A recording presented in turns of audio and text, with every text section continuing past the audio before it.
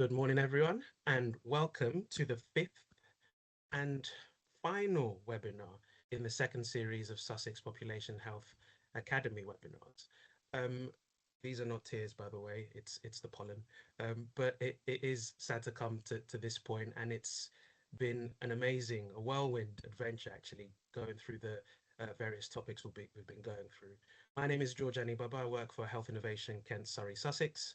And once again, as ever, it's a wonderful privilege to be working together with the Sussex system, NHS Sussex, integrated care system, and colleagues from the health inequalities and population health team to bring to you these webinars. We have an exciting lineup for you. So whilst I've said good morning, it's probably not morning for some people joining us because I'm sure there are people joining us from other parts of the world with different time zones. And amongst our speakers, we will have people from other parts of the world as well. Now, I mentioned that we've got an exciting lineup, and as you can see here, we have indeed, and it's a packed agenda, probably the most speakers we've had of all the webinars we've done so far. So really looking forward to hearing from all our speakers today. Now, what is today's webinar about? So I'd like to start with some thoughts, and today's theme is around case studies in operational excellence and hearing from leaders. And when we talk about leaders, it doesn't necessarily have to be aligned to a title because your function does not determine your value, but everybody has some value to bring and to offer in the work that they do. And one of our mantras for these webinars has been making population health everyone's business. One of the things we recognize is that across the UK and globally, we're navigating a period of deep complexity, budgetary constraints as ever, workforce pressures, system-wide reforms, and yet there is an unwavering call to act and hopefully a will. So we're hoping that through our lineup, we will learn about what works well, some challenges as well, and we will also see that whilst the context and the stories and the case studies might differ, the mission remains the same. So the mission is to create systems that serve people better and are fairer and do that in a sustainable way. So we hope that as we go through the talks today, we will get a sense of that. And when we think of operational excellence, it's not just about efficiency or KPIs, it's ultimately about humanity. It's about looking at what we have, um, be it time, teams, data, or insight, and asking, how can we use this to make a difference where it matters most? I don't know if any of you have heard of Dr. Paul Farmer, the late Dr. Paul Farmer. And he said the idea that some lives matter less is the root of all that is wrong with the world. And sadly, that's what happens, whether it's conscious or unconscious. And thankfully, we have the energy, the will, the expertise to leverage, I guess, the influence we have to make a difference in the communities that we serve and the populations that we serve as well. But I'm not going to attempt to steal anybody's thunder.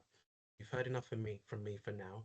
Now going to pass on to Kerry Dudley from NHS Sussex, who's Kerry's the head of population health and health inequalities, and she'll talk us through why this matters in Sussex and for the people of Sussex. So, Kerry, over to you. Thank you, George. And good morning. As George said, I'm Kerry Dudley, Head of Population Health and Inequalities at NHS Sussex. Thank you for joining us for our fifth webinar. Hopefully afterwards you'll have a chance to enjoy some of the lovely sunshine I can see outside my window. But before we start discussing the webinar, I just wanted to acknowledge that this is a time of uncertainty for many of us in the light of the recent national announcements. These affect integrated care boards, providers and NHS England. The announcements have come after we've already undergone internal change programmes and restructures over the last year and more for some. And so this is an incredibly unsettling time for many of us, which makes me particularly glad to see people coming and participating today. We're all waiting for further clarity on the next steps and the direction of travel. And while we do that, it's really key that we continue our important role, driving forward our work for the benefit of the population of Sussex, which is why it felt really important for us to go ahead with this webinar today, even if not everybody can attend. I appreciate that it seems difficult talking about future plans and may seem at odds with how people are feeling, but hopefully we can have this discussion today and make the most of the opportunity to come together and discuss this important area of work. With that in mind, the three left shifts arising from Lord Darcy's report, moving care closer to home, focusing on prevention and moving from analogue to digital, provides us with a powerful framework for achieving greater health equity through practical localised excellence. Focusing on these areas will support us to address the social determinants of health, which are often the root of causes of health inequalities. By moving care out of hospitals and into community settings, we can better reach those underserved and underrepresented populations and tailor our interventions to their specific needs. A stronger emphasis on prevention allows us to address health issues before they escalate, reducing the burden both on individuals and the system, which George has already alluded to is in a challenging position, and particularly benefiting those disproportionately affected by preventable conditions. Finally, the transition from analogue to digital is fundamental to delivering a modern, sustainable and equitable healthcare system. We can do this by reducing errors, which will enhance patient safety, improving efficiency by streamlining some of our processes, and most importantly, we can empower people in Sussex with better access to information and services. The successful implementation of these shifts hinges on achieving practical, localised excellence. This requires empowering our local communities, fostering a strong system of partnerships, and utilising the data and insights we have to understand and address those unique needs of some of our most underserved and underrepresented groups across Sussex. By focusing on place-based approaches and fostering innovation at the local level, we can translate the ambition of the three shifts into tangible improvements in health equity, helping us to really ensure that people in Sussex have a fair chance to live a healthy life. This webinar, as highlighted by Dr. Onan's case study on nitrous oxide harm, exemplifies this approach in action, demonstrating how important it is to shift care upstream and centering on prevention within a community, and how that can lead to more equitable outcomes. I hope you enjoy the webinar, and I'm really looking forward to hearing our speakers. So without any further ado, I'm going to hand back to George. Great, good to be here this morning, and thanks all for joining. So as you'll if you've been to webinars before, you'll be familiar that we start off by setting the scene a little bit, going into the health equity principles. But before we go into the detail of those, the ones we're going to today are place and climate. And if we can go back to Slido. So yes, as you'll be aware, if you've joined the webinars before, the Population Health Academy webinar series connects with two principles at each webinar. So we've gone through all of these bar the final two, which today are place and climate. So for those who are new to joining the webinar series, these principles were developed by our Chief Medical Officer, Dr. Mary-Anne Farroux, and drawing on latest evidence to build a framework around how we can progress health equity. So if we go on, the first webinar is place. So this principle considers the wider infrastructure, such as rural and coastal locations, and the geographical and physical barriers that people may face. It encourages us to implement mechanisms that can reduce such barriers, in turn to improve access, experiences of services and outcomes. So different communities will face a range of different barriers depending on where they live, potentially what underlying conditions they already have, So things like living in a rural area may mean needing to travel over an hour by bus to reach a local hospital, and that's if there are transport links at all. And equally, those with a physical, mental disability or sensory impairment will also have unique requirements in terms of infrastructure that need to be catered for in order to promote health equity, access, and to provide the necessary services required. So working in partnership with local organisations, such as through providing health checks in community venues, can help increase access, improve uptake, and potentially diagnose conditions earlier and improve overall health outcomes. So climate relates to the challenges that communities face who are more susceptible to climate change, whether it's extreme weather, flooding, or receding coastlines. And certain groups will be most at risk, such as older people, babies and young children, and those with pre-existing conditions. So this principle also encourages us to consider how we can contribute towards meeting the NHS net zero ambitions and how climate change could impact on services and necessary steps that can be taken to ensure sustainability of these. So we have produced together with Health Innovation Oxford an innovator guide to net zero, which is a useful resource to think through such challenges, and I can pop that in the chat, and I can also pop in the other guides and resources that we've provided throughout the webinar series, just so that you have those to hand as well. Okay, so I will now hand back to George to introduce the first speaker. Thank you very much, Lucy, for that timely reminder of not just all the 10 principles, but how and why they're relevant to this work of tackling health inequalities and creating a fair and equitable system and world even. So thank you for that.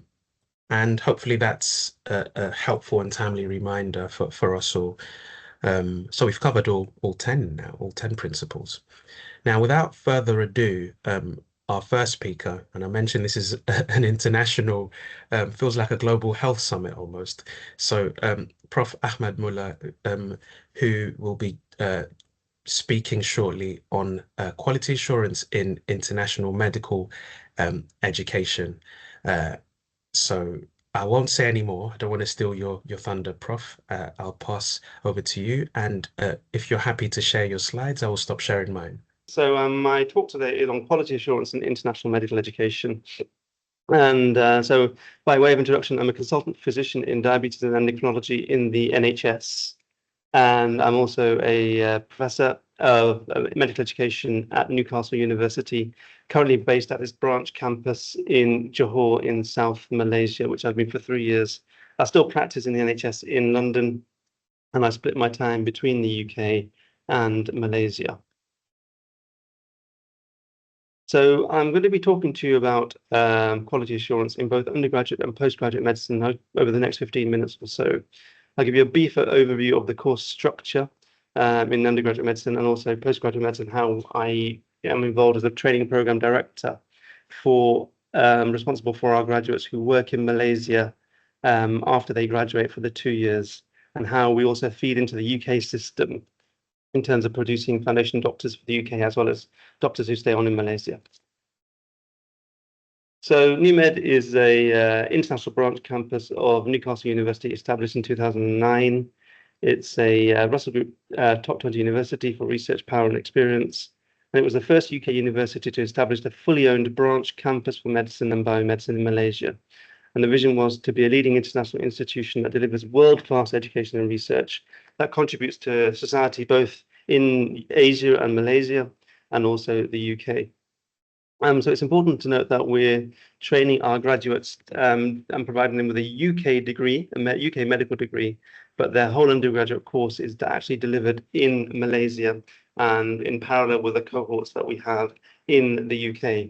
So the reason why I was invited to join NUMED Malaysia and working with Newcastle UK at the same time, have a dual appointment, is to ensure that the standards and the equity in the delivery of the courses, both in the UK and Malaysia, were similar or same standards, because we're delivering the same material and the same syllabus, but also making sure that it's appropriate for the Malaysian system as well. So where are we located? So this is a map of Malaysia in Southeast Asia. Kuala Lumpur is the capital of Malaysia, and NUMED is situated right on the southern tip of Malaysia on the Singapore border.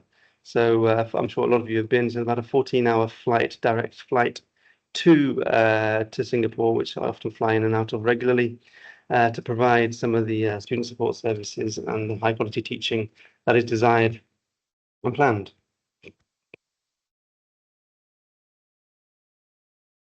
So that's the vision that I've talked about. So how is the course delivered?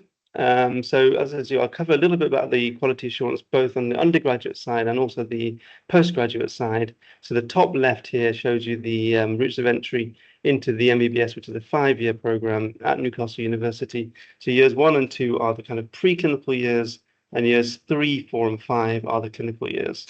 And as you progress, obviously, through the years, you become less of a student in a lecture theatre and more of a medical practitioner, preparing to practice in the wide world.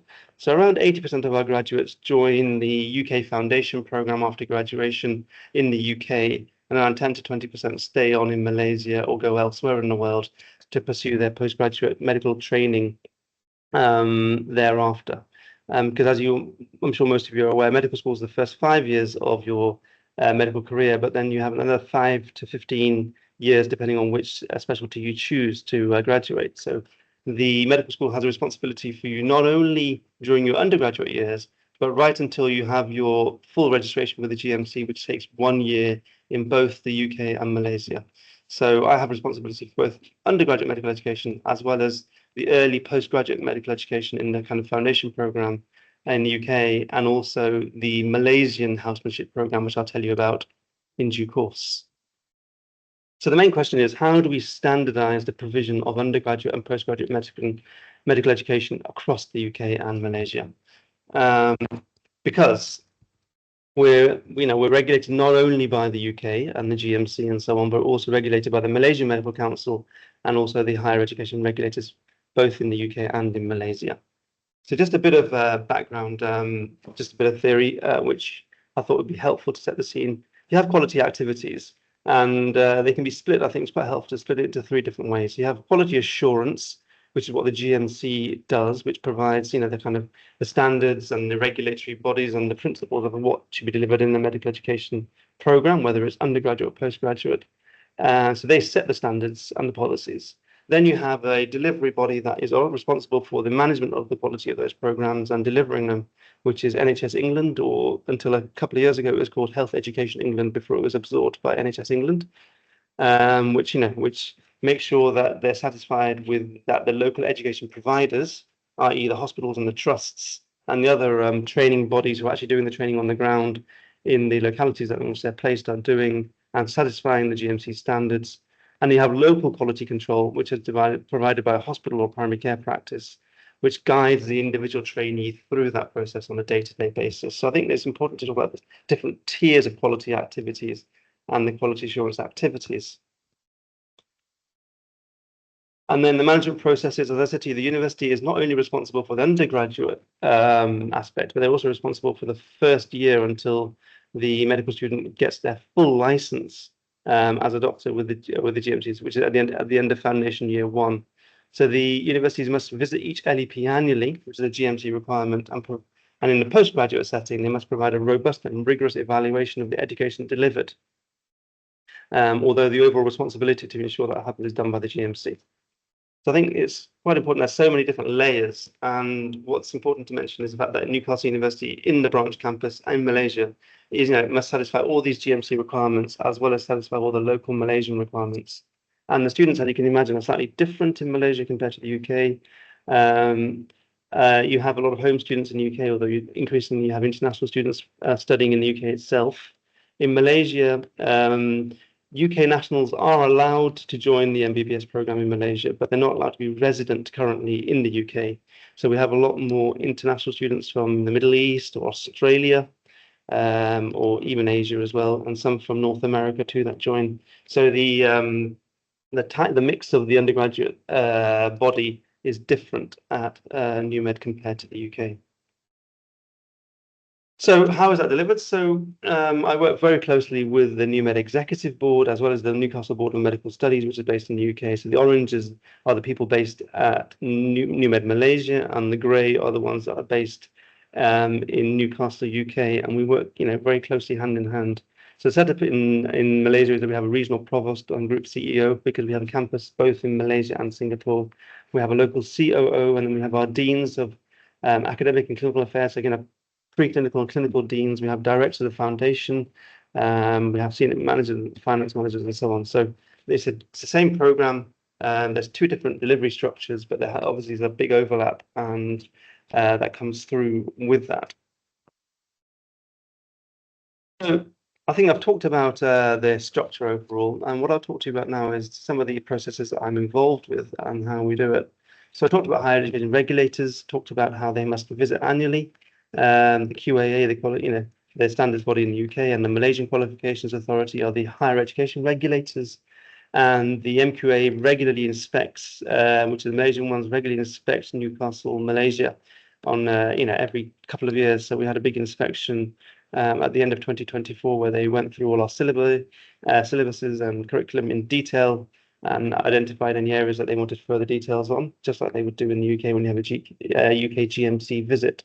And so we have to, satisfy dual regulators there in terms of higher education. Then the medical regulators also come and do their inspections as well. So the GMC came out initially to, to inspect NUMED when it was set up, and periodically they do also visit again. I think the last visit was in 2017 or so, where they were assessing our standards of education. But every year we feed back through Newcastle UK to the GMC anyway, so it's an ongoing process. And the Malaysian Medical Council do the same.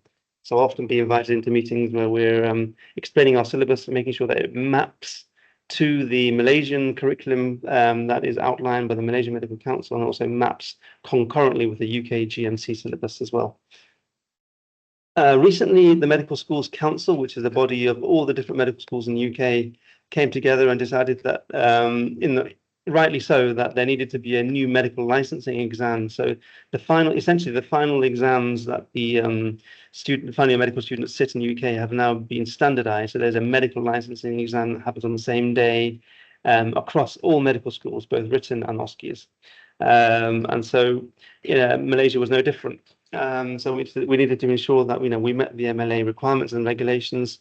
Our students also had to sit the exam at the same time. So it was around 10 a.m. or 9 a.m. in the morning when the exam UK time was put out there. So our students joined at around the 8 hours later in Malaysia. So they joined around 4 p.m. or 5 p.m. time in Malaysia to do the exam at the same time as their UK counterparts. So that level of detail needs to be looked at.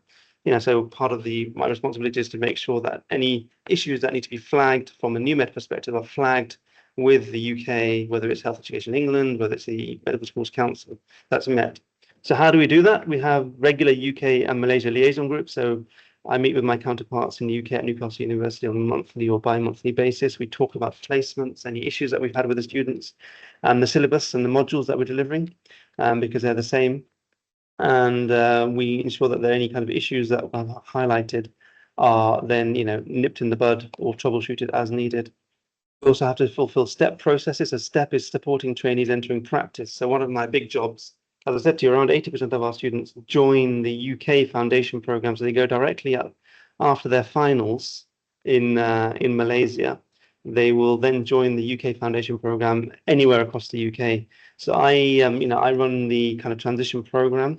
And one of the aspects of that is the STEP process. So I'll review every single candidate's portfolio that is going to the UK, make sure that any issues that were highlighted during the undergraduate term, whether any kind of, for example, fitness to practice issues, or whether there are any welfare issues or health issues, that they are declared, because the university has a legal GMC-led requirement to declare these things. So we have to work with the students to make sure all these are declared and that they're supported in that process. So there's international medical education, and then also there's international transition that I have to support and make sure that it's done in a clear, transparent process, and in line with what the GMC and the UK Foundation Programme outline as well. So every year I have to advocate on my students' behalf to make sure that things are met. So, for example, this year You have the general UK foundation program, then you have academic programs as well. So, for example, universities would want to hold some of these general foundation program places that doctors go into and give some doctors research time, protected research time. So they kind of had those in place for the UK students, but our Newcastle students in Malaysia were, initially weren't thought of. So it was my job to make sure that their voice was heard. And then we designed a process where our Malaysian students were allowed to compete with their UK counterparts to apply for some of these more academic posts as part of the foundation program, and to ensure, equality of access and so on. We also make sure that our staff are, have exposure to both the UK and the Malaysian environments. Clearly, it's not possible for everyone to do so, which is why people like me are invited to join the Malaysia campus to ensure that we're UK theme and experiences provided there, because not all our staff have worked in the UK before. And we also have, we send staff on exchanges to the UK to learn and spend some time there. And likewise, we also send some of our students to the UK in exchange for the placement, so they can get a chance to experience what the UK is like during their undergraduate course. And then there are simple things that I also do. So, we're responsible for setting exams in line with GMC standards.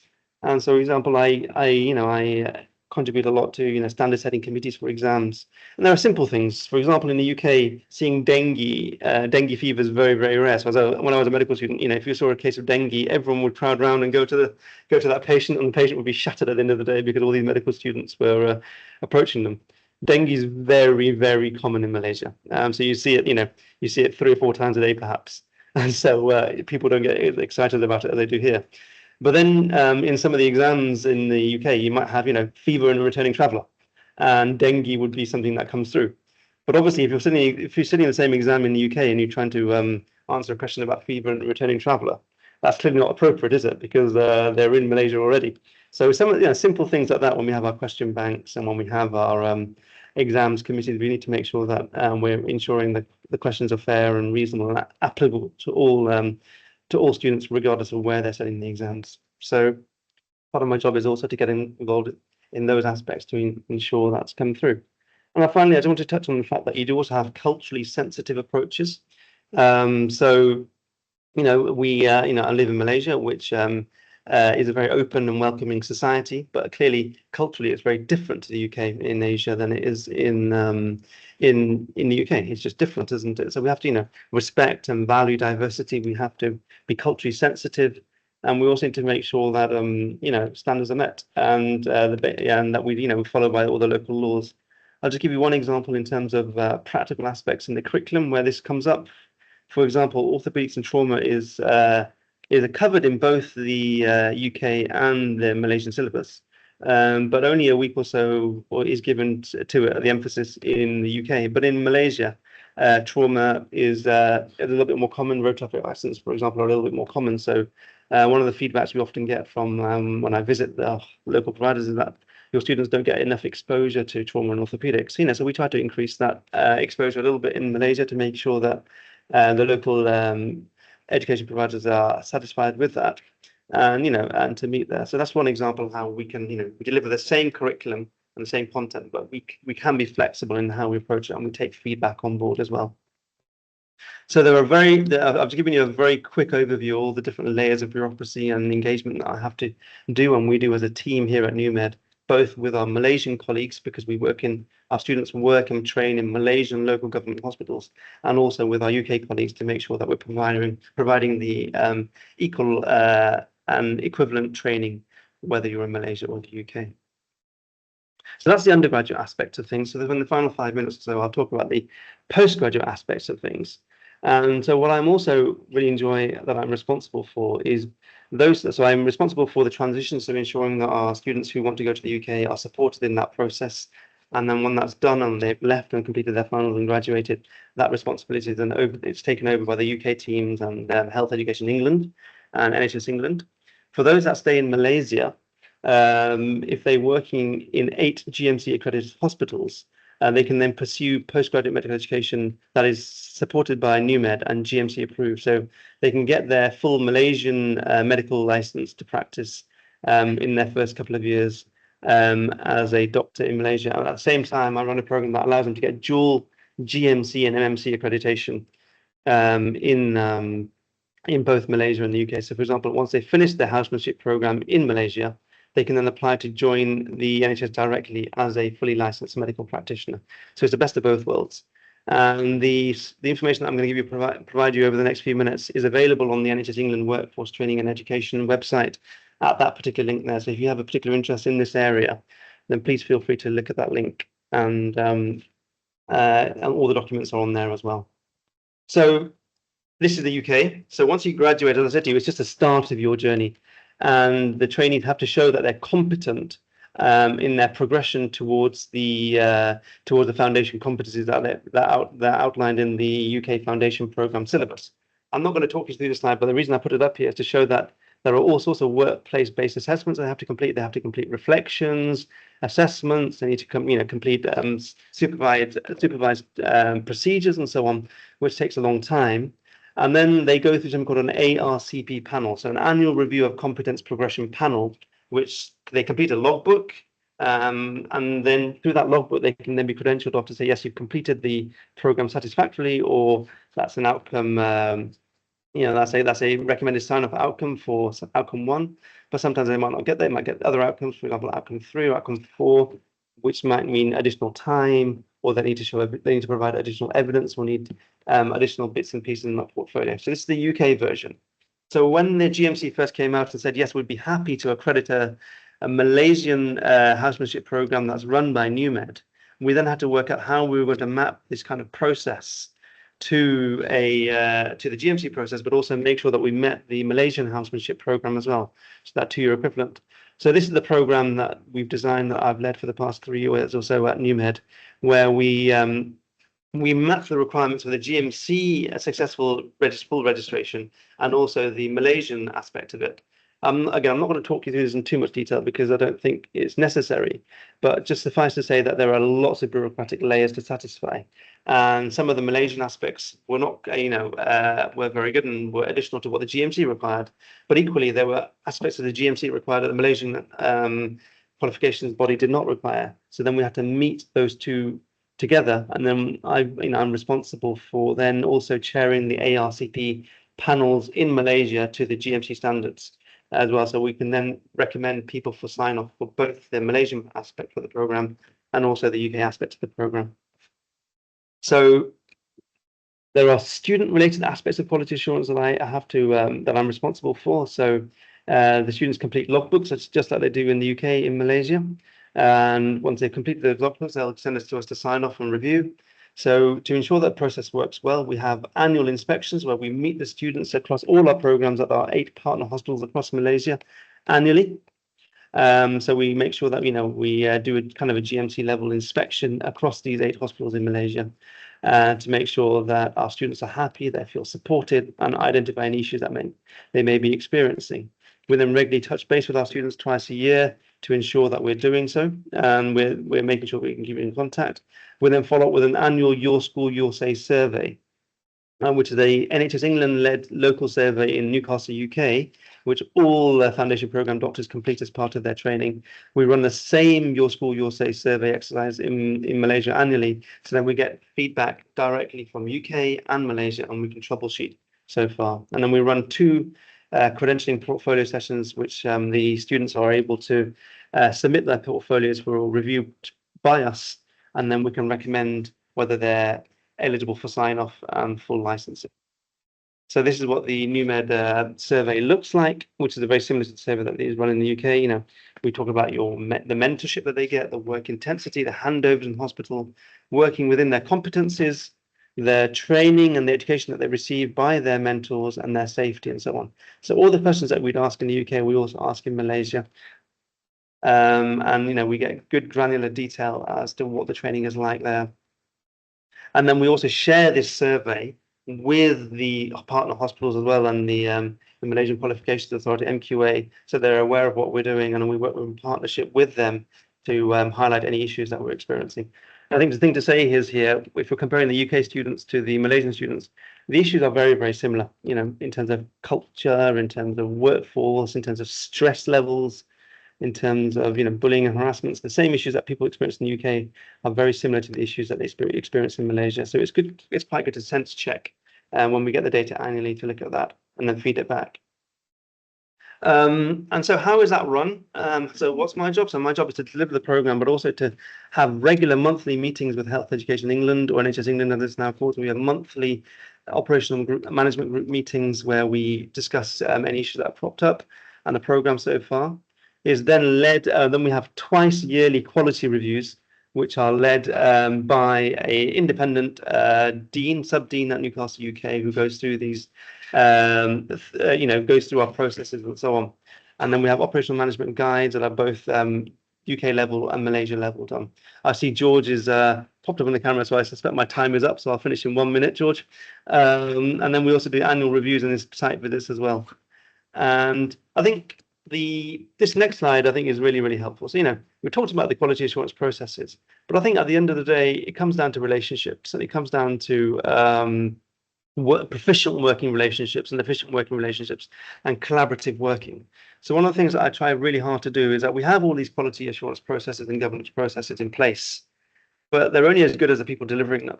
And that involves human relationships. So what I really try hard to do is to make sure that I invite everyone to an open stage. So one of the highlights of the program that I do every year is run a Train the Trainers program for faculty across the whole of Malaysia, which includes parts of Borneo as well that I'm responsible for. And we run, annual training sessions. So, for example, this is a program is designed by myself, it's chaired by myself, but it's half the speakers are faculty are Malaysian speakers, half the faculty are UK speakers from across the UK. And we talk about issues relevant to training, issues relevant to bullying, for example, if that comes up on our surveys and so on. So we really try to work collaboratively together to share examples of best practice. And I think this goes down very well, and we get excellent feedback from these seminars that we run on a yearly basis. And we get, up to a couple hundred people attending from both Malaysia and the UK to give their feedback. So in summary, what I've tried to, show you over the past 20 minutes or so is that this is a very multi-layered, very, very bureaucratic process, but it's very robust. And I think, Newcastle, to their credit, over the past 10 or 12 years or so, have delivered, designed and developed a very robust program that we work in partnership with a number of different organizations to deliver a high level of what I think is a high level of education that allows us to produce doctors that are fit for purpose, not only in Malaysia, but also in the UK. Thank you very much for your time, and I'm very happy to take any questions that you might have. Thank you very much, Prof. Ahmed, and so insightful. And I guess what this highlights is how operational excellence in population health or in medical practice begins with those strong foundations in education and training, right? And ensuring that there are consistent high quality standards across systems. But what was interesting as well was seeing the recognition of the cultural nuance. And our first webinar in the series was around cultural competence. And now we need to move on to the next speaker, but I was just curious about how we think about confidence as well as competence in the context of this work. I know that's, but how do you sort of tease that out through the process? I think that's a very, very good question, and I think there's a big difference in confidence and competence. And I think people are, people generally, once you go through medical school or when you've done a job for a few years, you're generally competent at what you're doing once you understand how things work and what you need to do. And so, have to have a robust structures and frameworks in place, quality governance structures in place to ensure that someone is competent and then reach a certain threshold or a bar. After that, it's about the confidence, isn't it? And about the confidence to kind of deliver what you're delivering and do it well. And I think that's people like myself and my colleagues who run these programs. It's up to us to give people that confidence and allow them the space to speak. So I'd refer you back to my last slide before this one, where, for example, the Train the Trainers program that I do. And, I think we from the West, and I trained in the UK, I lived in my life all in the UK, and I still can't, England is home, right? But I've tried very hard not to come across as someone who knows everything. You say, West knows best, for example. It's not always the case, And so it's about, and I strongly believe that if you look at Malaysia, look at Singapore, they have some excellent systems here, and they've developed themselves. So it's not about coming over here and preaching we've got something better than you. It's about working hand in hand and collaboratively, and that's really, really important. So again, what I've done, half the speakers for the trainers are from Malaysia, half the speakers are from the UK, and I give them an equal platform. And I say, and so you're not just saying it, you're also then delivering it, and you're giving people that equal platform and the confidence to speak up. And the same with medical students. I often get medical students coming to me and saying, listen, how do we know that our education is just as good as the UK, our UK students? And that's a fair question. And I say, I can't go into all the details in terms of, I standard set this question. So this question will be applicable to you as it was, whatever. But I do say, we have monthly meetings. Are your portfolios, your syllabus is exactly the same.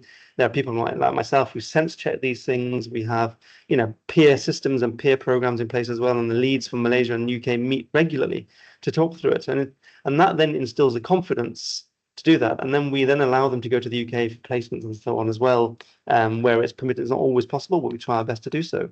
And so, we're giving them the confidence to speak up and the confidence to perform after we've made sure that that platform is strong. Thank you very much, Prof. And there's another question, but in the interest of time, knowing that our next speaker is poised and ready to talk to us about work in Sussex, actually, we'll share the question with you, Prof, and hopefully you can give a response to Michelle, who's asked a question about preparing students with the reality of moving to a new country and developing knowledge of the customs. But we'll try, and if you could answer that in the chat as well, that would be great. Thank you very much, Professor Ahmad, and particularly for dialing in from Malaysia, 8 hours ahead, I believe it is. So thank you very much. Much appreciated as ever. So from Malaysia to Sussex. So it's a privilege to introduce a colleague, actually, Isabel Clark, who will be talking to us about the Sussex Social License. Isabel is Senior Digital and Data Involvement Manager here at Health Innovation Network, Kent, Surrey, Sussex. But Isabel, I don't want to steal your thunder. I'm going to hand over to you now to talk us through the social license. Thanks so much, George, and it's great to be here. So I'm Isabel Clark, and I'm the Senior Digital and Data Involvement Manager working across Health Innovation Network, Kent, Surrey, Sussex. And I'm going to be talking to you about a piece of work we did across Sussex with our people and communities to make sure they're the absolute heart of how we use data across the health and care system in Sussex. So next slide, please. So in terms of me, then, I thought it'd be useful just to share kind of who I am, at class as a leader. And I loved George's description earlier of what a leader is. And it's not about a position. It's about, I think, for me, it's something within you and how you feel. So within my space I operate, so I'm a public involvement leader. And so that essentially means that my role is all about how we make sure the views of people and communities are the absolute heart of how we design health and care services. How can we ensure that our services are right for the populations if we're not including them in the conversation? And I often think about Boots introducing a new face cream. Boots would never introduce a new face cream if they hadn't done user testing, and that's the space that I operate in. But I mainly focus in the digital and data space. And as Kerry mentioned earlier, digital and data is part of the 3 big shifts and really change in innovation, and a fantastic space to be in. So in terms of that, then, one of my main focuses is around how we use data, people's health data, both for direct care. So, as an example, you go and see your GP because you've hurt your knee. That individual would then be accessing direct care, direct information about you. But let's say then, there's another layer behind that. How can we use people's health data that's anonymized, depersonalized? We don't know, for example, that I'm Isabel, I'm 31, I live in Shoreham-by-Sea. How can we use that depersonalized data and that information to better plan services that are more responsive to the needs of the population? So, as I said, I sit in this space called the Kent Medway and Sussex Secure Data Environment Programme, which is all about how we use data for secondary uses. So that research and planning, really trying to make sure that we're really making sure services that are right for the populations that need to use them. Next slide, please. So to take a step back slightly and where this piece of work came from. So across Sussex, we have a really long established history of working with people and communities. And within digital and data, there was an absolute need to make sure with all of these changes going on, you know, at a national level with the big shifts, but also locally and in recognition to what we were hearing from our people and communities, we needed to set up a space to be able to seek wider opinions from our population. So what we did back in the autumn of 2023 was establish this Sussex Digital and Data People's Panel. And the People's Panel, there's a lovely photo that which I really like looking at on the slide there, which shows some of our members of the panel. And the panel was really about bringing together the diverse voices across the Sussex population. And what we did was we looked at it from an equalities lens and thought about the membership and the groups and communities that we needed in that space. So our membership included carers, people who were really already involved in some of the digital and data work across Sussex, people with lived experience of physical, mental health conditions, people who were less digitally able, as well as ethnically diverse communities, members of our trans, non-binary, intersex communities, Health Watch and volunteering community, and social enterprise partners as well. So really good coverage in terms of membership. And obviously in order to support those members, so they had a really good sense of their role, you know, the groups and communities that exist across Sussex and what are people saying in relation to digital and data. So the work that we were doing would be insight led from our communities. All of our members had training, and we set up a really clear work plan that we could deliver kind of the priorities around that work. And I've touched upon them already, but the People's Panel really embeds the principles outlined in the Working with People and Community strategy. So for those that aren't aware, and I'll share in the chat after I've spoken, we have national guidance from NHS England around how we work with people and communities. And there are kind of three main areas that I've pulled out on the slide there in relation to the strategy. But another key thing for me is recognition of the fact that we do have legal duties within the NHS, depending on which NHS organisation you work for, but the expectation there that we must involve our people and communities in decision making. And the strategy kind of that's really kind of relevant for the People's Panel is trying to make sure that our system, our health and care system and the services are driven by insight from our people and communities, that we're really trying to reduce health inequalities, really focusing in on, in particular, getting insight from communities that we know experience health inequalities or are marginalised, but also embedding individual involvement and co-production. So it's not a tick box exercise. This is something that we're really doing that's really about embedding, empowering and working in partnership with people and communities. So this People's Panel was set up and ready to go. Next slide, please, George. Thank you. So the social licence, where did that all come from then? So across Sussex, within the shared delivery plan for the system, what was articulated was an absolute need to develop a set of principles around how we assess, measure and understand people's levels of confidence and trust in digital and data services. And again, this all links back to the stuff I touched on before around that national drive and stuff that's come out more locally around the importance of digital and data. So this objective then was set, you know, the People's Panel needs to co-design a social licence, which aims to build public trust. And the second is the People's Panel need to kind of determine the metrics and methods for measuring public trust and confidence. So what is a social licence? That's an interesting term. So this was a really exciting piece of work and was all about working in partnership, both with the People's Panel and our members of staff. And I'll touch on that now. Next slide, please, George. Thank you. So before I do, what I wanted to flag was the fact that it took a long time to produce any outputs from this piece of work. You know, it takes a long time to build trust with communities, to make sure communities have the understanding that they need in this space, and particularly around how data is used. You know, it is a really complicated space to be in. I am not an information governance specialist, but it took me a while to get around it, let alone our members of the public, and then understanding how the NHS is made up as a system in its entirety.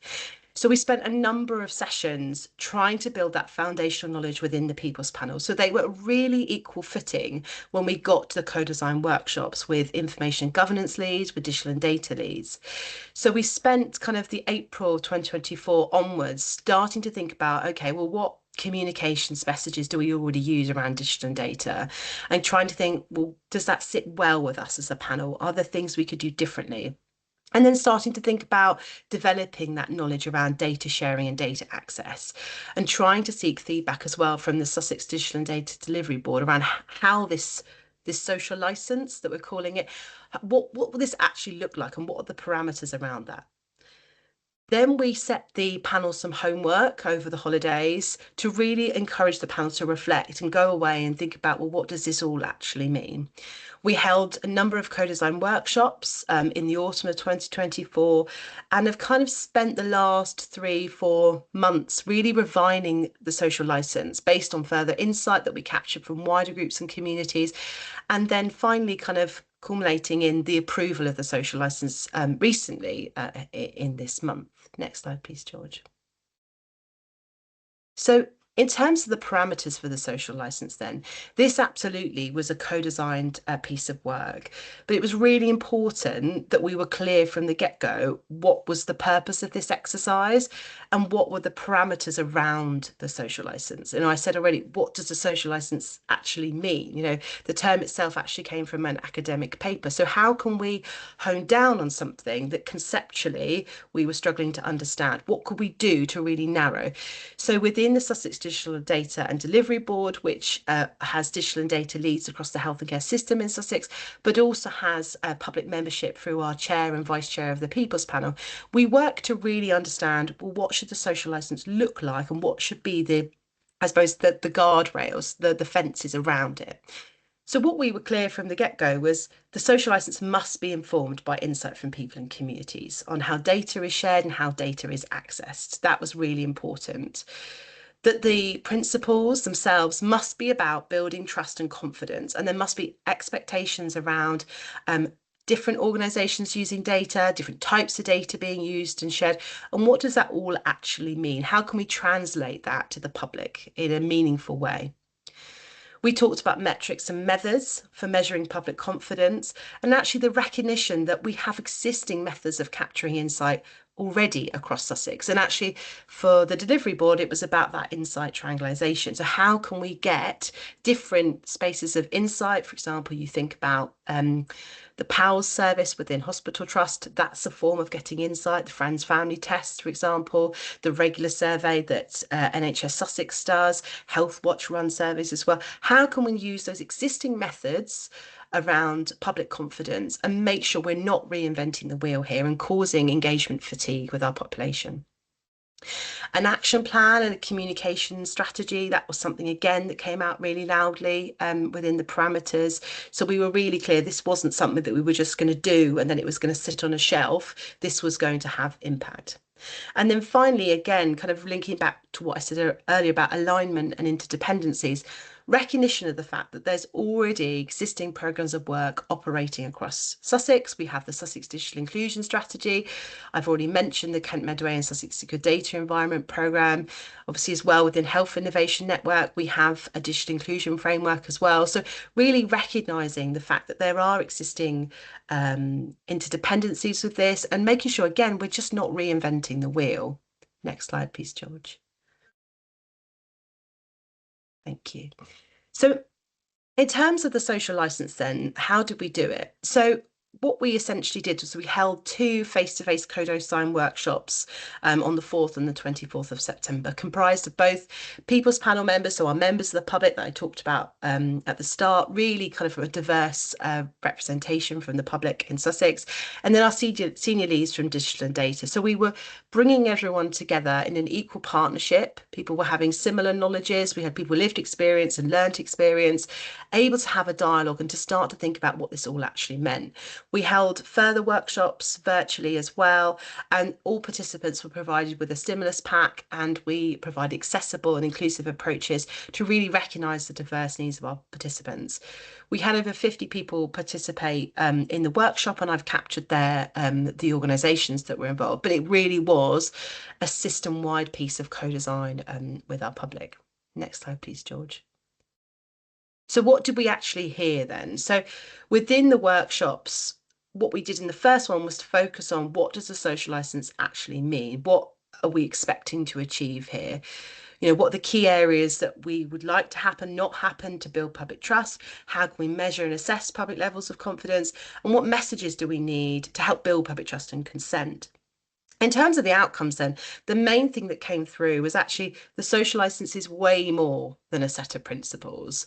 You know, it's around starting to form several themes that were coming out in the conversation. So it was quite loose still in terms of the idea, but what we started to have was 5 common themes, which were around data. So being really clear around the who, what, when, why and how with data. You know, who wants to access it? What do they want to access it for? When, why, and how? That was something that ran as a golden thread throughout all of our conversation, some really important to both panel members and members of staff. Again, you know, an individual being at the heart of data. It goes back to what I said at the start around how we involve people and communities. Again, you know, involving communities was really important in this decision making around data, and being really mindful of that in the decisions that we are being made. Communications, again, you know, if we're not communicating with our public about this and we're not communicating in an accessible way, it's going to cause a vacuum, it's going to cause concern. And those are the themes and the insights that we heard from that conversation. Patient choice and transparency, again, those 2 final themes ran again as golden threads throughout the work. Giving people the choice, the information about their rights and choices, you know, in relation to data as well. If you think about opt-out, people being able to opt out, well, what does that mean? Will that impact on people's care? So trying to think about all of those issues. And then again, transparency. What we heard loud and clear was people wanted to know what was going on with their data in a transparent way. And that's, you know, more than reasonable. And again, these insights really helped us to start to crystallise what we thought the social licence would look like. Next slide, please, George. So in terms of workshop 2 then, what we did then was start to think about what we actually call the social licence. We can't call this thing around how we use data a social licence. We also then started to define the principles and to think about how we communicate the licence back out to the public. So we came up with 4 different titles and we, in the room all together, kind of decided which was our favourite, and we sense checked them with the wider public and came up with our title. We have within that workshop, we came up with the first version of the principles, which were co-designed, and we came up with a communications approach as well. So with the intention of having a series of web pages so people could land, find out further information, and then we build on it over a period of time. And obviously making sure we've got non-digital information as well to promote the social licence. Next slide, please, George. So in terms of the licence principles themselves then, I thought it would be good just to share these, recognising though that they've only just been approved by the Sussex Digital and Data Delivery Board, and we will be going out to do a communications approach which is aligned to the work around the Sussex Digital Inclusion Strategy across the system over the next couple of months. But I wanted to just share these before I finish to give people a bit of an insight into where we landed out with this piece of work and the outputs really. So the 3 there on the slide, and there are 6 in total, the first 3 really speak to the themes and the insights that I've already mentioned. So people and communities at the absolute heart of digital and data, and continuing that conversation. Again, this isn't about something that we do, we put on a shelf and we leave it. It's a continued dialogue with our communities to build that trust. The second is around, again, that continuing that dialogue and building on the trust and really thinking about the processes that we use, but also moving forwards, you know, how can we continue these conversations, but with a particular focus on communities that we know experience health inequalities. The final one on that slide is in relation to being open and transparent around the who, what, where, when and how with the use of data. And again, it's about accessible information being provided to our public to understand the purpose and the benefits of data sharing and data use. Last slide, please, George. Thank you. So the last three principles are all about, again, the similar themes that we've touched on, making sure we're providing accessible information about how we use and look after data, being clear on the purpose and benefits and the different reasons for why we use data. Again, and what we want to see in the public domain then is people feeling informed about their rights and choices, so people can make informed decisions in relation to things like opt-out. Providing accessible information that's clear as well, that's providing information around strong, robust security practices, but also being honest when mistakes are made. We're all human, we know mistakes happen, but learning from those lessons were really important for that co-design session. And actually that's one of the strong principles that came through as well. And again, within that public space, what our public would expect to see is really clear data security practices in place. And then finally, the last principle was talking about our staff and making sure our staff have the information and understanding to do the job that they do. So they're able to access information, they're able to answer questions from the public if they are curious about why their data is shared and used. So I hope that gives you a bit of an overview of what we did in Sussex. It was, as I said, it was all about working with people and communities. I'll put a link in the chat around the strategy and the national guidance around that. So I would encourage colleagues to take a look at that if you haven't already. Thanks, George. Thank you very much, Isabel. And I'm sure that's garnered a lot of interest, particularly from people working in Sussex and hopefully those beyond. And it's really powerful, isn't it? The insights are really powerful, and how we move from compliance to building genuine public trust as well, and a place-based relational infrastructure, if we could call it that. So really interesting, and particularly thinking about operational excellence, that it's not just about technical design, it's about that relational infrastructure and building trust amongst the populations that we serve. So we'll welcome any insights from other places as well. And for those who want to find out a bit more about the Kent, Medway and Sussex secure data environment, there's a link in the chat as well. And we've seen a comment from Jane Lodge as well. So if you have any questions, do put them in the chat. Thank you. Thank you, Isabel. Right. It's almost break o'clock, but hang on, do not go yet, because we have we're going from Sussex now. We started in Malaysia, we went to Sussex, and now we are moving to Botswana.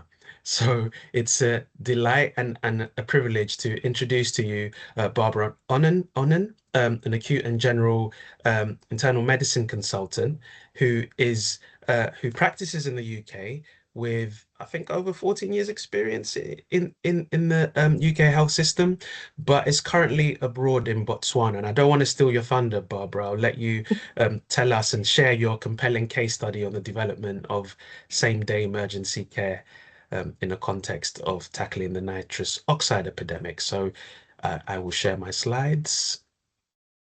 I've got the slides. Thank you. Oh, perfect. Yeah. Thank you so much, George, for the introduction, and Dumelang and greetings from Botswana.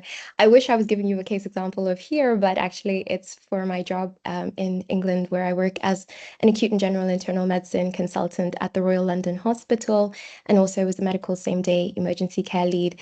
And this was a case study of our little way of tackling the nitrous oxide epidemic.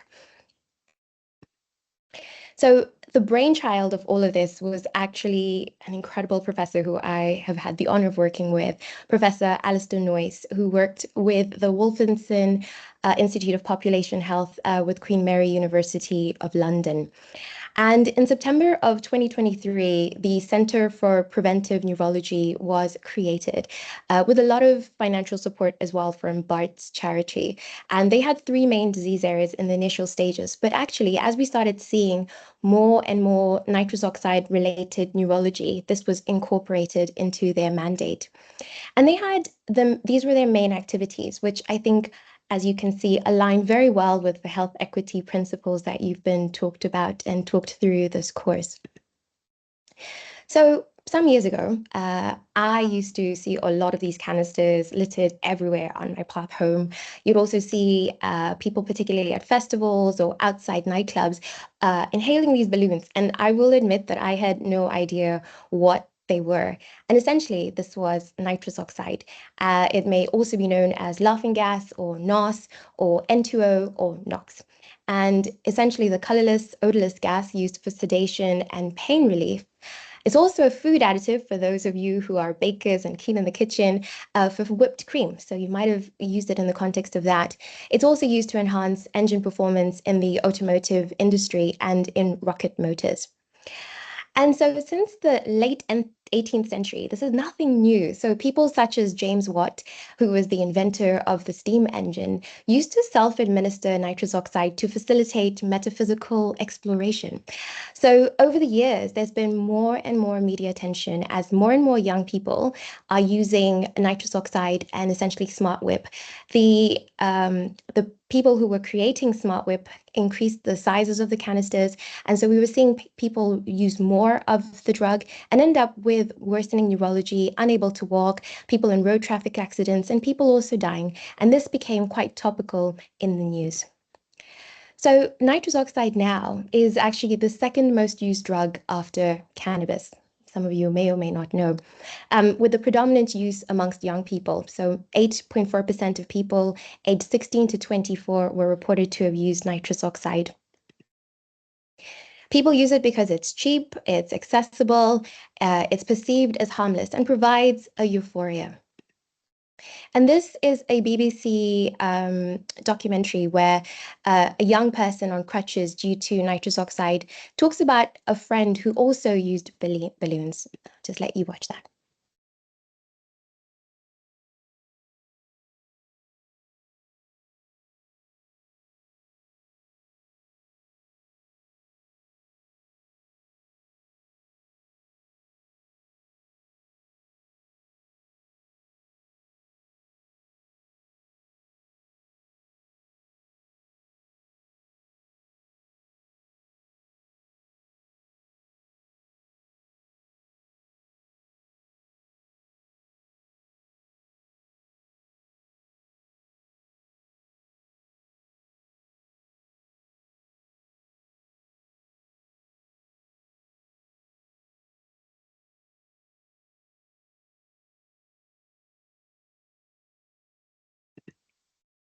So in 2018, we started seeing a lot more cases present to acute medicine and to the emergency department in and around London, in around England. And so in 2018, there was a neurology team at the Royal London Hospital who published a paper looking at a case series of the complications of nitrous oxide. And what we were seeing was this was a presentation of 10 cases where patients were presenting with subacute combined degeneration of the spine, which is a complication of a functional B12 deficiency, which affects mainly the dorsal and lateral columns, causing a peripheral neuropathy and sometimes an optic neuropathy. So essentially, patients were coming in unable to walk. These were young. Some of the other neurological harms were numbness and paresthesia. People were unsteady on their feet and had lots of weakness. And what we were seeing that these were predominantly young people, so aged median of 22, Asian and male, and those were the people who were disproportionately affected. We were also noticing that after 28 days, only 15% had a symptom resolution, so signifying a significant disability and morbidity in quite a young patient population. We also noticed that 11% of patients who came in were already taking B12. So B12, intramuscular B12, is the treatment of choice. And however, when the drug dealers started finding out that this was what we were giving patients to prevent them from getting further neurology, they started selling B12 alongside nitrous oxide. But what patients needed to be aware of is that taking B12 doesn't work if you're still taking nitrous oxide, and we had to provide a lot of patient education alongside. And this is just an image that shows that it affects mostly the cervical and thoracic. Those are the lesions which are seen on MRI. And so aside from neurological harms, it is important to note the wider harms, including unemployment. So a lot of people are from low and middle income groups also end up with significant disability, and this also limits their ability to engage in employment later on, so worsening the equity and inequalities gap. It affects the effects on climate change and the risk as well that legislation risks further marginalization and racial profiling of the affected groups. And we were not the only ones noting increases in health harms due to recreational use of nitrous oxide. And this was a paper we recently published in Lancet Public Health in 2025. And it showed that there's an increased number of publications over the last 2 decades stating adverse outcomes. And so all these reasons served to highlight the importance of creating the pathway, given there was no previous national guidance on frequency or treatment of B12 for this patient group. There was no standardized investigations. And so we noted a gap in healthcare, which was leading to delayed interventions, high admissions, and potential long-term morbidity. So particularly the Royal London Hospital, and I'm sure this is not the only hospital that's suffering from this, but increasing levels of OPAL-4, so the highest level of national operational pressure escalation levels, suggesting that a hospital is unable to deliver comprehensive care and patient care and safety is compromised. And I'm sure you've also heard a lot about the idea of corridor care that's happening and affecting hospitals across the UK. We were in East London Hospital, so we have a high number of affected South Asian males from a poor socioeconomic area. So the ambitions, and with this in mind, our pathway aimed to avoid unnecessary admission, engage the patient group and reduce cases through patient education, and streamline treatment processes to enhance patient outcomes. So to better understand what the pathway required, we engaged use of significant amounts of quality improvement. And one of the first steps was using a fishbone diagram. And this highlighted that care was falling between providers. So from the emergency department, general practice, acute medicine, neurology, we were all not talking to each other, and things were not happening well for the patients. There were rising cases with a lack of standardized care, and community awareness was falling short. And that this was also quite a complex young group with significant morbidity, and that engaging them in care required innovative techniques. So we involved a wide range of stakeholders, as you can see, and with the patient at the center. And so in 2021, the pathway was developed, approved, and implemented. And this led to standardized investigations for all nitrous oxide patients that presented to our hospital. So they got to see a same-day emergency care nurse who would lead, providing them from B12 injections 3 times a week. And then every 2 weeks, they would see one of our clinicians to assess any neurological deficits. And all patients were discussed at a nitrous oxide MDT, which was run by a neurology consultant as well as a same-day emergency care consultant. So every patient had patient-centered plans created. We increased access to Reset, which are our drug and alcohol team, who are incredible, access straight from the emergency department, and physiotherapy. And all of these were aimed to improve abstinence and recovery in a quicker way. A neurology follow-up was arranged if required. And so as the pathway developed, we also really listened to patients. As I mentioned before, it was a young patient cohort, and we noted that there would be difficulties with retaining them in care. So part of the difficulty they reported was attending 3 times a week for B12 injections. And so this led us to an introduction of a nurse-led teaching of self-injection of B12 injections, or that we would facilitate this through their GP. For example, also patients who ended up in jail for whatever reason would be lost to the pathway. So how do we liaise with their GP?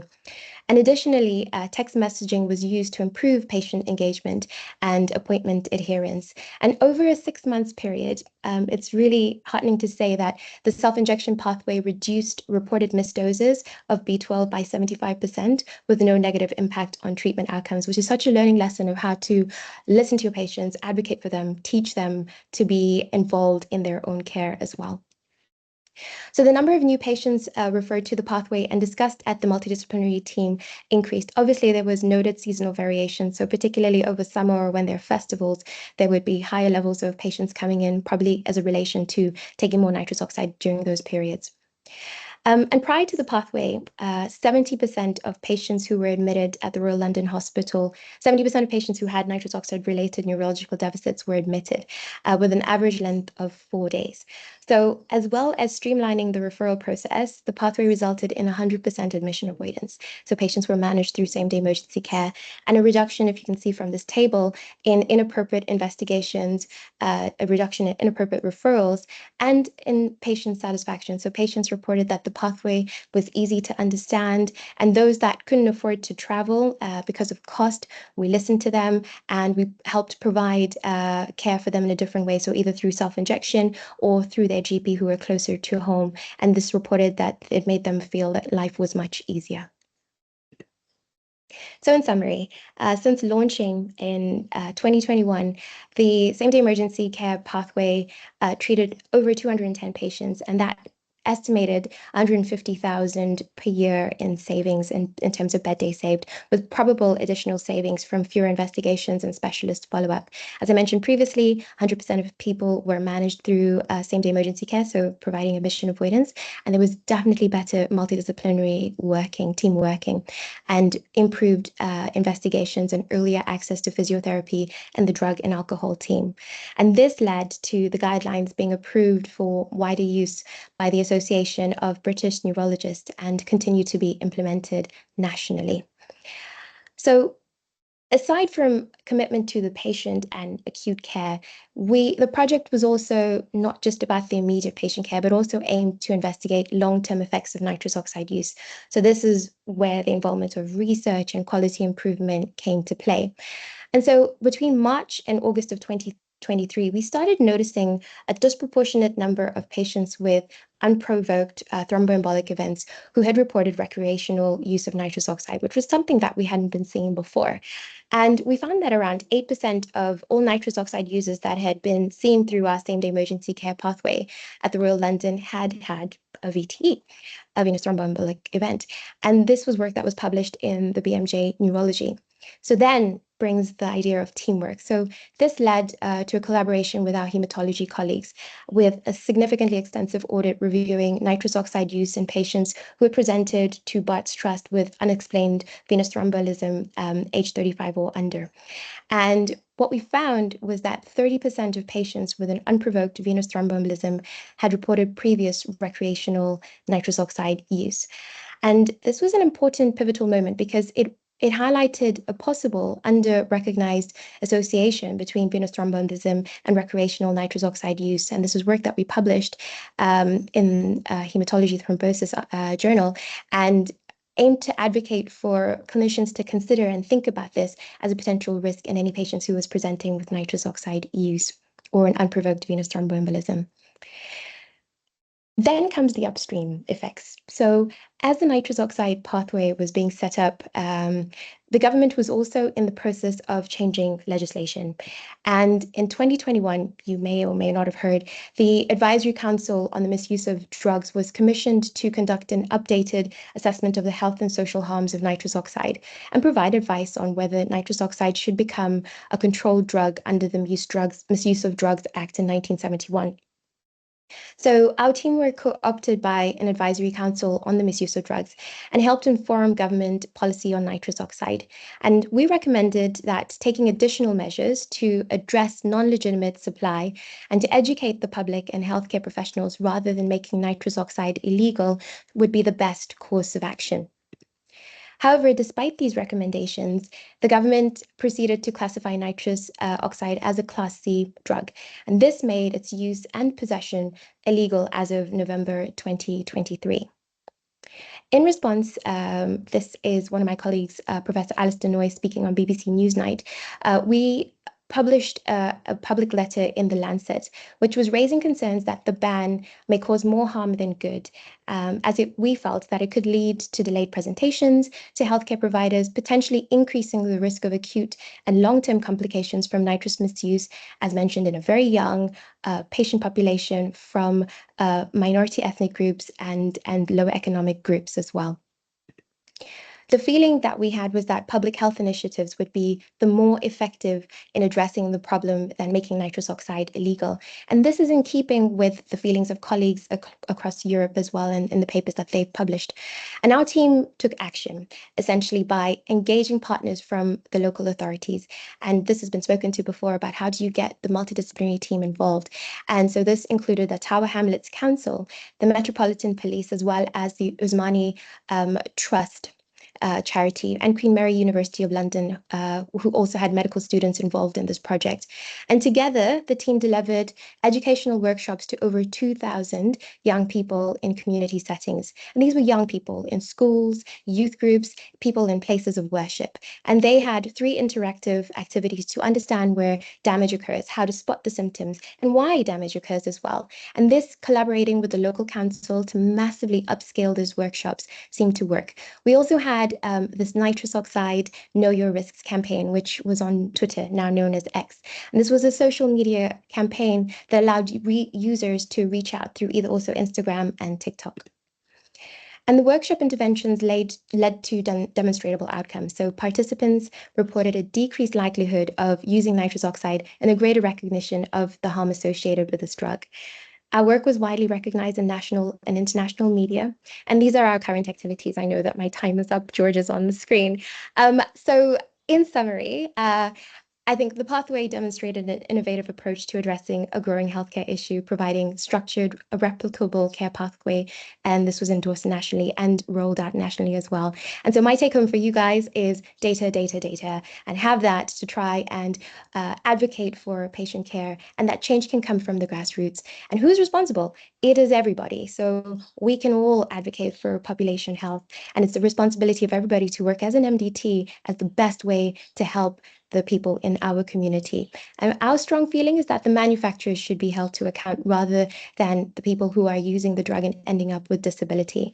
So there's a QR code. Please follow our journey. You can also contact myself or Professor Alistair Noyce if you have any questions.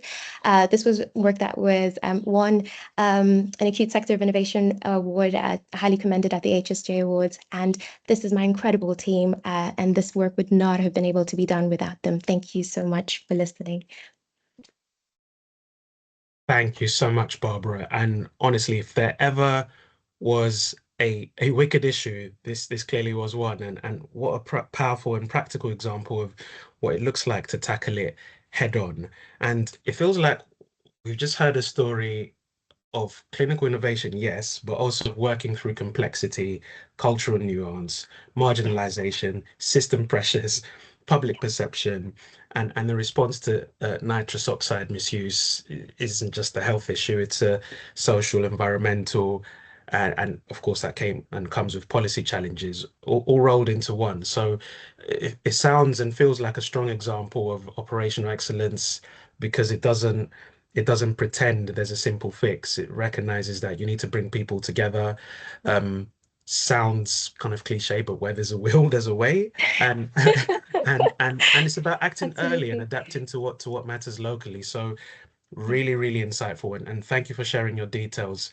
And hopefully you'll be inundated if that's something you're welcome. Thank you for the opportunity. It's been amazing. Thank you. Thank you. Thank you very much, Barbara.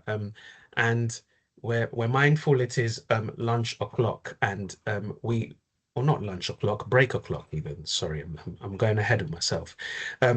Before we hear our last amazing speaker, we're going to go away for a short comfort break for about five minutes. And it's a pleasure, it's a delight actually to introduce to you now Gillian Berry, who will be sharing lessons from an open source community during the pandemic. And Gillian, I don't want to steal your thunder, but you've been in the game for a while and got lots of experience as a nurse leader for over 29 years, I believe, of extensive clinical experience, teaching, academic. But of course, that comes with its challenges as well in terms of perception of leadership, as we alluded to at the start. So really excited to hear your story and the work that was done at a crucial time for all of us globally, right? So over to you, Gillian. Thank you very much. I'll just see, can I share the screens here? So, can you see that? Yes, we can. Super. Perfect. It's great from the beginning. Now, so I'll try to be as brief as possible, talking about up to 40 projects in a short spell of time in these 15, 20 minutes. So as George said, I am a nurse by background, worked in coronary care for over 20 years. Also specialised in infection prevention and control. I had taken some time out of my day job to work on innovations. I was in practice development, and I was working on my own innovation when the pandemic started. So technically I was on leave from work. So combining that with my entrepreneurship, my innovation, infection prevention and control, and critical care and coronary care, when the pandemic happened, I was absolutely just devastated to know what was ahead of us, especially someone who has had post-viral illness in the family, and myself and my father, ME, in the past. It was a time that I was very, very worried about population health. So from that, there was a lot of drive in February, March 2020 to create open source communities. There was a huge emphasis on ventilators, but that I knew in itself was the end game. Really, we needed solutions to prevent the spread of infection, to shut it down, and to kind of guide patients and people to the right services they needed at the given time, because many were afraid to go to the doctor. So this presentation is kind of coming from the leadership point of view and the standpoint of kind of what we need to have an open source community. For, as George said, titles weren't in it. I mean, there was no titles in this. I was a nurse by background, a parent, mother, a carer all my life. So from this end, I think leadership is ultimately about creating a way that people a way for people to contribute and make something extraordinary happen. And that's by Alan Keat. And that's exactly what happened. People got together when the unknown was there, a bit like the NHS at the minute. You were talking about unknown and what's happening next. There was slight and unknown when the pandemic started. So there was a lot of people working on ventilators. There was Slack channels going. I had helped Medtronic in a few with ventilators, but as I said, there was more needed. So we had a Slack channel, but basically we're thrown to the edge. So by some of the guys working on ventilators, so I kind of fought my corner. We created and opened a new Slack channel, and we called it OSVX. So rather than open source ventilators, we looked at open source volunteers extended, and we attracted a huge, large volunteer community of problem solvers. So what is open source? I didn't really know much about open source before this. Open source products include permission to use source code, design, documents, or content of a particular product. And basically, you're making any design specification open for anybody to use. And that was essential during this crisis. Volunteer, as we know, anyone that actively takes part in a task, responsibility, or project on his or her own without needing to be assigned or ordered. Again, we had lots of volunteers, and community is the condition of sharing or having certain attitudes and interests in common. Again, we wanted to make a difference. So like everything else, fight for things you care about, and do it in a way to lead others to join you. As we can see, Ruth Bader Ginsburg, who died in 2020, that was one of her famous quotes. So what did we need in terms of leadership? Team support. So as I say, Roisin is here. Roisin is a professor in entrepreneurship, and myself and herself created this Slack channel, and we had Tim, who was very instrumental in being part and parcel of the community. And lots of people came back. So we actually had 1,500 volunteers come on board within 2 or 3 weeks. And most of them were engineers, some artists, some creatives, some in healthcare. And what we did was looked at 40 areas where we could help, and based on the WHO infection prevention and control. So we looked at different solutions that were required, whether it be, you know, in a maternity ward, what would happen if a baby was born and there was COVID in that particular area, right through to the heart failure community and just general education. We worked on low resource and high resource areas too. So we created, as I said, there was 1,500 volunteers from all over the world, even though it was created in the west of Ireland in our kitchen. We had lots of people come on board in lots of different countries, and it was fantastic. So a lot of people said they felt they wanted something to do, and it was actually something that was very valuable, including companies came on board as well with us.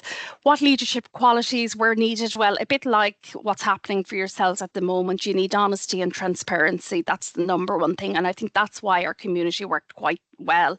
Communication was very, very open. We had clarity.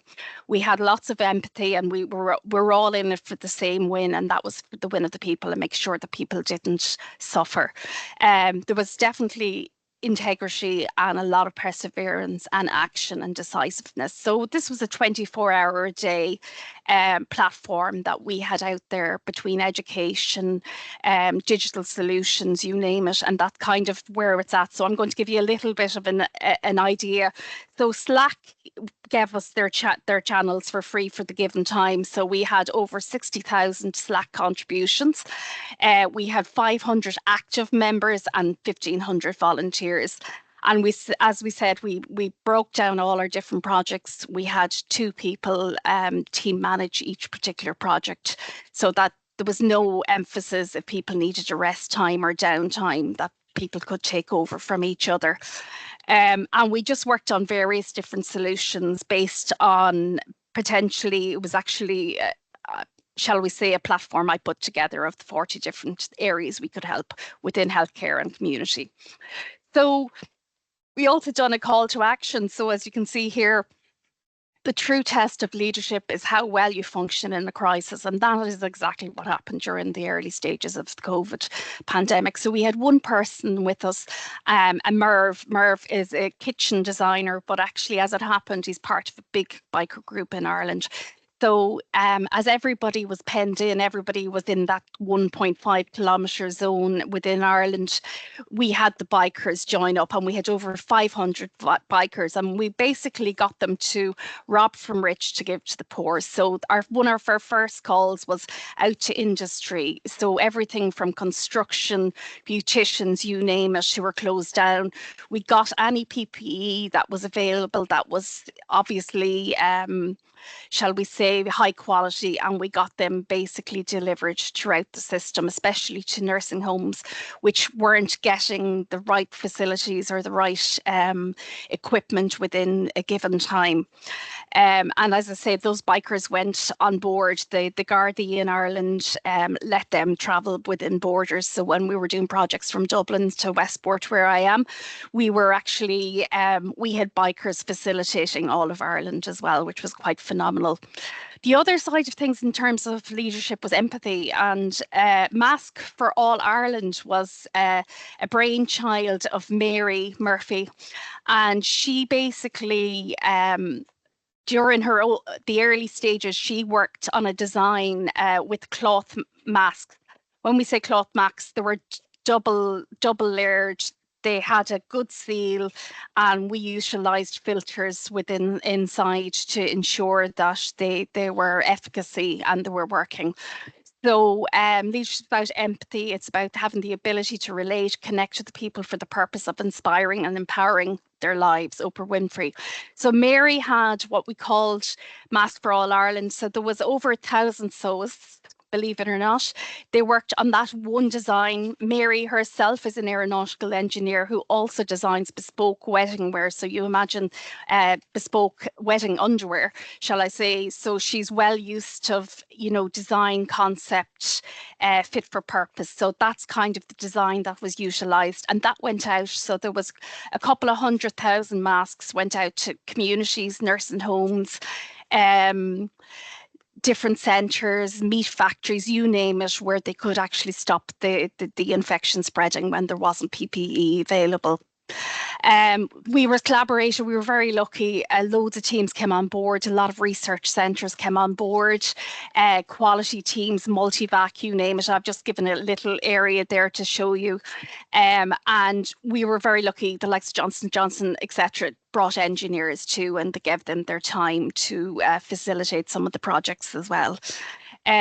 Transparency was really, really important, and that's something that, you know, was through. So we had weekly webinars, we had education sessions, everything was evidence-based, and we made sure everything was evidence-based in terms of infection control and how we'd done the COVID education. And you know, we were just open and honest and transparent, and anybody can come and see our conversations. Everything was there within reason. Integrity was another thing, and integrity, this is a doctor who's in Mayo Clinic in genetics. She was from South America, and she was very, very worried about the low resource countries. She knew that in her own country, the education wouldn't have been there for the basic principles of infection prevention and control. So from that, we would also got our education to different resources, some in black and white, some without language, some very much like the flight manuals. So just to kind of say, we looked at every area of health literacy as well. Humility was very important too. And as I say, none of us were with titles. We were all from various different backgrounds, and it really, really worked. Our COVID consisted of, and we had these all out early March as well, was very, very simple, basic infection prevention and control that works. We also done some manuals as well in relation to keeping people well at home, especially coming home from hospitals and environments with their uniforms and various things, how you could prevent cross-contamination. Now, we always knew it was airborne. This was something, even though it wasn't kind of out there. So masks were a huge thing with us, but also the very, very basics and principles of washing uniforms and doing everything correctly to stop the contamination. This is just one of many projects, as I say, the Safe Home. And in terms of everything we just mentioned, you know, we also looked at environmental friendly. So from my perspective and infection control, there's a lot of waste within healthcare. So we looked at eco solutions that were marine safe. So we had, it was a company actually in the UK, had soluble inner bags, and they could be washed safely, not like the alginate within a 60-degree wash at home. And we had external workwear here that non-touch, that had all the education on them, and it could be washed at a 60 degrees in the washing machine at home. So we had done all those principles, and we had tested everything at that level and lab level.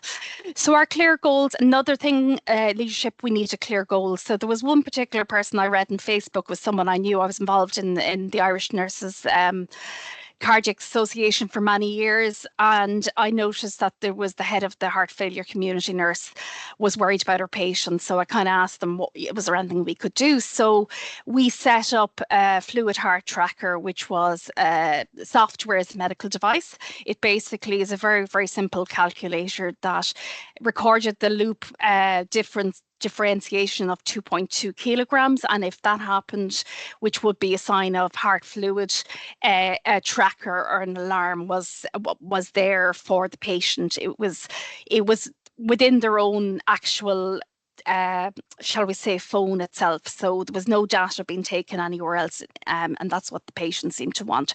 They were worried about going to the GP, and that's something that it was a simple tool, and believe it or not, it saved a lot of people admission, and it is being studied at present, but I suppose the difficulty, and that's one roadmap we have to learn about. We done this all as volunteers. So this was maintained for over 4 years under the MDD, which was the European Act, which if you're in innovation, you will know that there's now a new MDR in EU, which UK aren't involved with. but it puts the onus of the regulation very, very expensive, talking about over 100,000 per year. So as this was volunteered, we've tested it monthly. Unfortunately, with the MDR, I had to take it down, but the people who have it on their phone can continue to use this. But unless we have a roadmap financially to keep it up and running, unfortunately, we can't meet that requirement, and it's very legalized, as you probably know. So from that as well, and that was as in UX designed, so patients were involved at the very inset, and they utilized it. It was easy to use, and we had lots of patients, you know, up to the age of 80s and 85 using that particular app, which was amazing. So perseverance is another thing that was really, really important. And basically we were advocating for masks at the very, very inset, as I mentioned, Masks for All Ireland. But as well as that, we had to make sure that what we were actually advising was correct. So I done some training, so that's my ugly face there. I done some training and some testing with the Mater surgery and UCD to ensure that all that was correct. And I might be able to show you a little video there. I'll just see whether it comes on. I won't show you too much, but it'll just give you a quick sum of how we did the testing. And we looked at each mask. Obviously, we were looking at the cloth mask. We were looking with filters and that, and to see the fit. And you know, the fit of masks are really, really important. So we done all the testing at the early stages, got it out there. In fact, we got the government to stop advising using the visors within areas when people were serving food, because that wasn't efficacy. It wasn't certainly preventing any infection. So that gives you an idea. I can send the links on later on. I just zone down a little bit because I'm aware of time. So we just done it with different areas, masks, coughing. So this gives you a good demonstration of how a cough is done. And then I tested all the different masks that were available. So that's a side angle. We'll just see, is there one there to see? So when you can see a Mask for All Ireland and masking, there is a lot less coming out. So that's really, really important. We even filtered the likes of kitchen roll initially and things like that.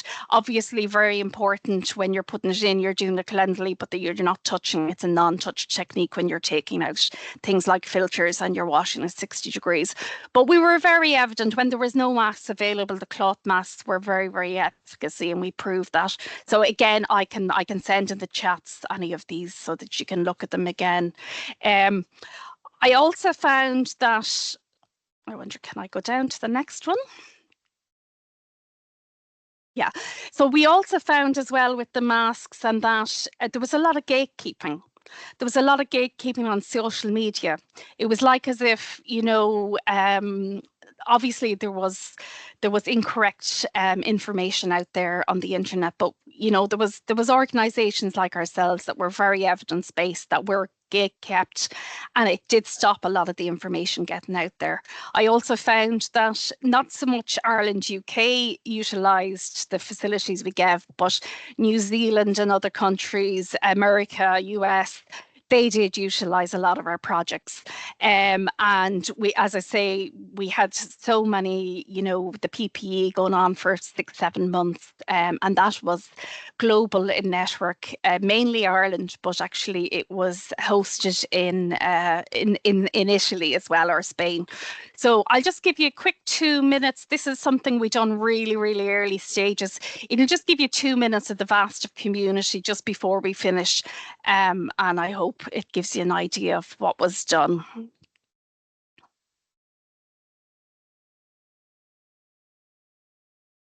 As we say, there was ventilators initially, and that's something that I had to fight for with Roisin to get our own Slack channel to actually come on board and look at other solutions that we needed to help in the pandemic. So ventilators were the end game.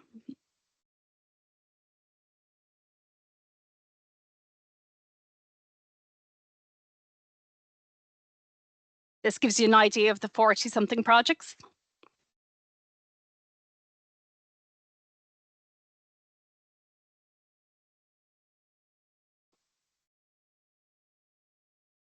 This is the pathway we used and process. And these are our project managers.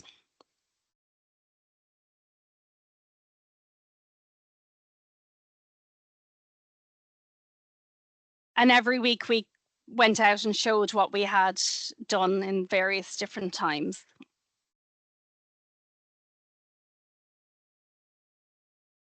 The biker community was amazing.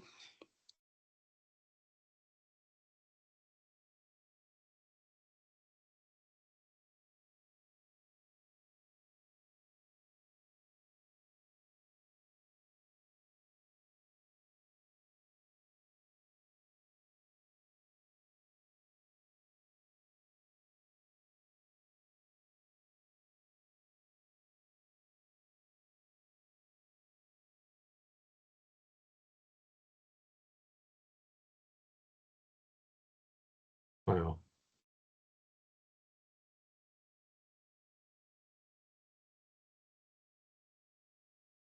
Hopefully I can move on to the next. Sorry, no. So the final steps really, as I was saying about leadership, we really needed to keep our head, and that was with the humility and empathy, action and decisiveness. We needed to be able to cope in a crisis with clarity, openness, perseverance and energy. And by God, do we need energy? And then we had to hit our target with honesty, integrity and transparency. So before I finish, we were all in this together, and I just think it's very, very apt in conversation today, especially when we have neurology teams and education teams here and population health. Post-viral illness is something that's very dear to me. And my daughter was 14. She became bedridden when all this was going on. So continuing the efforts in post-viral illness, which is really, really important for anyone suffering from whether it's COVID or other viral related. So I really, really would urge you to look at post-viral illness and try and make the population well again. Thank you. Wow. Thank you so much, Gillian, for a real candid, refreshing and I guess a grounded true story of response to a crisis, a crisis that we can all relate to. And whilst this is about operational excellence, I think what's important is anchoring all the work that we do on certain principles and values and the action that we take. You mentioned empathy, collaboration, transparency, integrity, and humility. So that these are more than soft qualities. They are what hold us together, especially when resources are tight or non-existent and the stakes are high. And excellence doesn't require perfection. It just requires people to be willing to step forward with purpose, include others, and adapt as they go. So really huge thanks, Gillian, for sharing this and for your time, and wishing all the best and for your daughter, really. And this is a topic we discussed before that is one I can relate to as well. So thank you so much. And what a way to bring the series of webinars to a close, and really want to thank all our speakers once again from far and near for the amazing insights that have been shared. In the chat, we've shared the link to the Slido poll just for you to let us know what your perceived knowledge and confidence is like following all you've heard now and the case studies that have been shared. So if you can respond to that, we would be really grateful. And that is followed by post-session evaluation, just for us to get feedback from you on how you think today has gone and any learning we can build on from this. Kerry, I wanted to bring you in at this point, just for any closing reflections from a Sussex perspective, as we've got people still in the room. Hi, George.